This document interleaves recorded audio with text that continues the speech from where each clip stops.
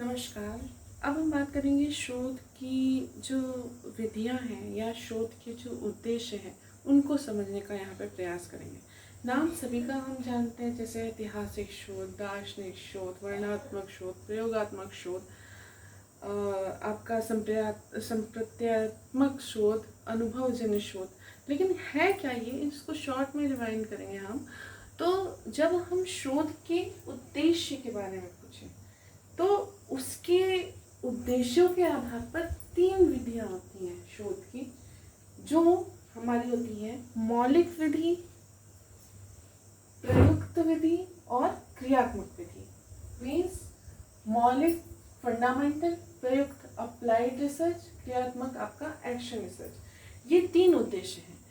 पहला उद्देश्य आपका जो है, पहला आपका जो ये प्रविधि है मौलिक या फंडामेंटल रिसर्च, ये आपकी मेन रिसर्च पूरी एक तरह से आप कह सकते हैं कि जब हम किसी नवीन ज्ञान, नवीन सिद्धांत, नवीन तथ्यों को प्रकाशित करने के लिए शोध करते हैं। मीन्स प्योर आपका फंडामेंटल, पूरी तरह मौलिक एकदम अनुसंधान, जिसमें एकदम नई चीज़ निकल के आए, एकदम नया सिद्धांत निकल के आए।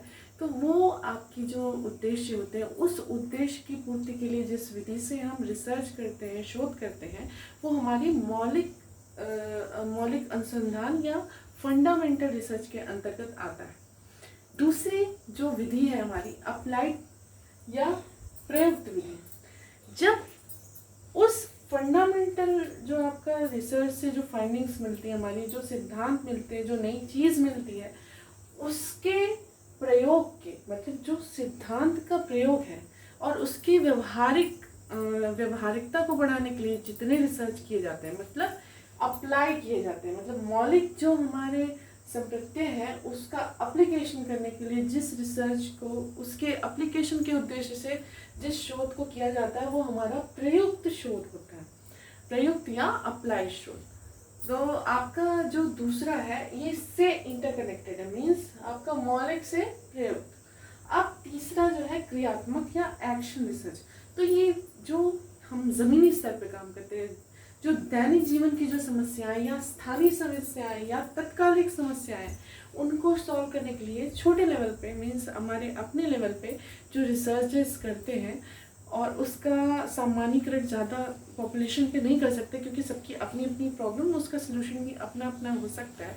तो ये जो रिसर्च होता है, जो प्रयुक्त से आगे बढ़ता है, वो क्रियात्मक आपका शोध उद्देश्य होता है। क्रियात्मक मतलब हम कोई भी क्रिया कर रहे हैं, अचानक से कोई समस्या आए और हम उसका सलूशन ढूंढने के लिए एक सिस्टमेटिक अध्ययन करेंगे वैज्ञानिक रूप से, तो वो हमारा अप्लाइड शोध, क्रियात्मक शोध या एक्शन रिसर्च कहा जाता है।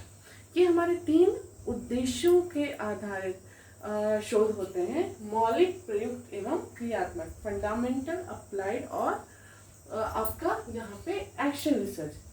इसमें जो हमको ध्यान देने की बात है, तो जैसे जब शोध को संप्रत्यय और अनुभवजन्य 2 भागों में बांटा जाता है, तो जो संप्रत्यय वाला भाग है वो हमारा मौलिक अनुसंधान में आता है, और अनुभवजन्य जो इसके संप्रत्यय के क्रियाकलाप के बाद जो हमको एक्सपीरियंस होता है, एम्पेरिकल जो आपका रिसर्च होता है, उसमें प्रयुक्त एवं क्रियात्मक को हम रख सकते हैं। अनदर जो आपके की पॉइंट्स है, जैसे शोध विधि। अब उद्देश्य को छोड़े, विधियां जिस विधि से हम करते हैं, तो इसके जो मुख्य 2 पोर्शन हैं, एक है गुणात्मक और एक है मात्रात्मक। अब इन दोनों में ऐसी भी कई विधियां हैं जिसमें दोनों होते हैं, गुणात्मक तथा मात्रात्मक, तो उन्हें मिश्रित कह सकते हैं।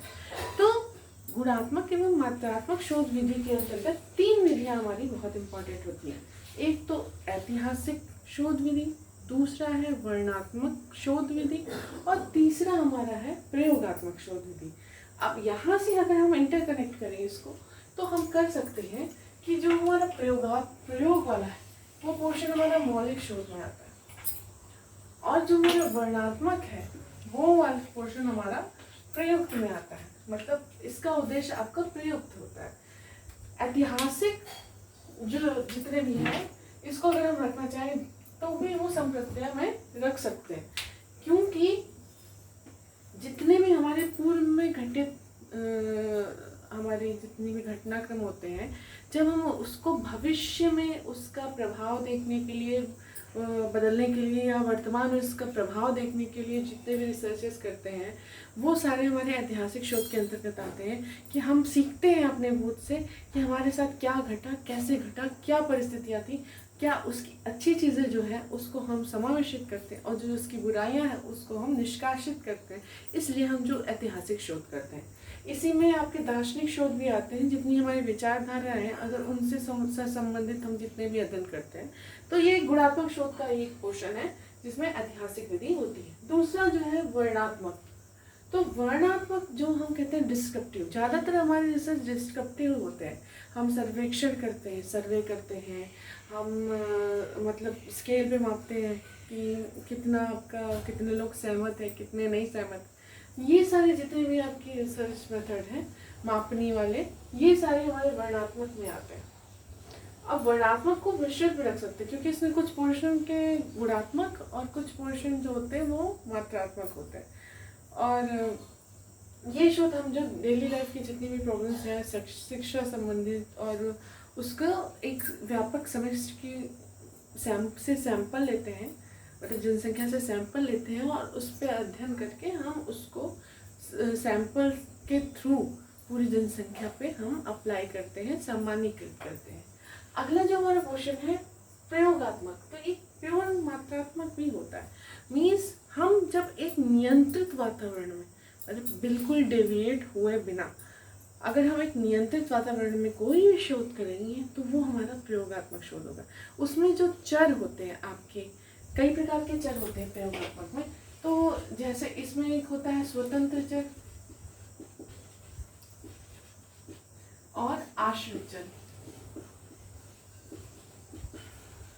तो स्वतंत्र चर वो चर जिसका प्रभाव हम देखना चाहते हैं, और आश्रित चर जिस पर प्रभाव हम देखना चाहते हैं। तो इसमें जो चर होते हैं मुख्य रूप से हम एक व्यवस्था बनाते हैं, ग्रुपिंग करते हैं कि एक में जो हम एक्सपेरिमेंटल जो हमको क्रियाकलाप करना है, हेर फेर करना है, वो ग्रुप बनाते हैं और एक जो होता है वो हमारा स्वतंत्र ग्रुप होता है, और जो हम जिसमें कोई हेर फेर नहीं करते, नॉर्मल जो चल रहा है उस पर देखते हैं प्रभाव, वो हमारा आश्रित ग्रुप होता है। मीन्स कंट्रोल ग्रुप होता है, सॉरी नियंत्रित ग्रुप होता है। तो जो आपके प्रयोगात्मक शोध होते हैं वो एक विधिवत, मतलब आप कह सकते हैं कि नियंत्रित वातावरण होता है, और उस नियंत्रित वातावरण में हम शोध करते हैं। और इसमें कुछ बाह्य चर होते हैं जिनका अध्ययन हमें नहीं करना होता, लेकिन कुछ कहीं ना कहीं वो आपको इफ़ेक्ट करते हैं। कुछ हस्तक्षेपी चर होते हैं, जैसे कि कोई डिप्रेशन में है, कोई किसी की नींद नहीं पूरी हुई है, तो ये सारे चर हैं जिनको हम पूरी तरह कंट्रोल नहीं कर पाते। उसके अलावा जिन पे हम काम करते हैं हमारे स्वतंत्र और आश्रित चर होते हैं। जिसका प्रभाव हम देखते हैं वो स्वतंत्र चर होता है, और जिस पर प्रभाव देखते हैं वो हमारे आश्रित चर होते हैं। तो एक तरह से ये जो पूरी व्यवस्था है, इसको हमें कंफ्यूज नहीं होना है, बस ये जानना है कि कहाँ क्या कौन सी चीज़ें हमको रखनी है। जैसे जब उद्देश्य की बात आए तो वो मौलिक शोध, अप्लाइड प्रयुक्त शोध और क्रियात्मक शोध, ये तीन उद्देश्य होते हैं। मतलब एक किसी नए चीज़ को इन्वेंट करने के लिए हम एकदम फंडामेंटल रिसर्च का उद्देश्य रखते हैं। अगर हमको उसको सिद्धांतों को प्रतिपादित करना है, व्यवहारिक करना है, तो हम अप्लाइड रिसर्च का उद्देश्य रखते हैं। और अब तत्कालिक और स्थानीय क्षेत्र पे जब हम समस्याओं को सुलझाते हैं तो हम उसको क्रियात्मक या एक्शन रिसर्च में रखते हैं। लेकिन जो विधियाँ हैं हमारी, जो वो मुख्य रूप से गुणात्मक और मात्रात्मक हैं, और उसमें हम ऐतिहासिक, वर्णनात्मक एवं प्रयोगात्मक शोध विधि का प्रयोग करते हैं। तो जब शोध विधि की बात होती है तब हम इन तीनों को रखेंगे, और शोध उद्देश्य के निहित जो आपके टर्म आते हैं वो हम आपके इन विधियों को रखेंगे। तो हमको इसी प्रकार से सारी चीज़ों को एक दूसरे से को रिलेट करके देखना है, कोई चीज़ एकदम अलग नहीं रखनी है। हमको हर चीज़ का मूल उद्देश्य समझना है कि ये चीज़ क्यों इम्पॉर्टेंट है, और हम किस प्रकार से इसको शोध में अगर समाहित करें तो हमको बेहतर परिणाम मिल सकता है।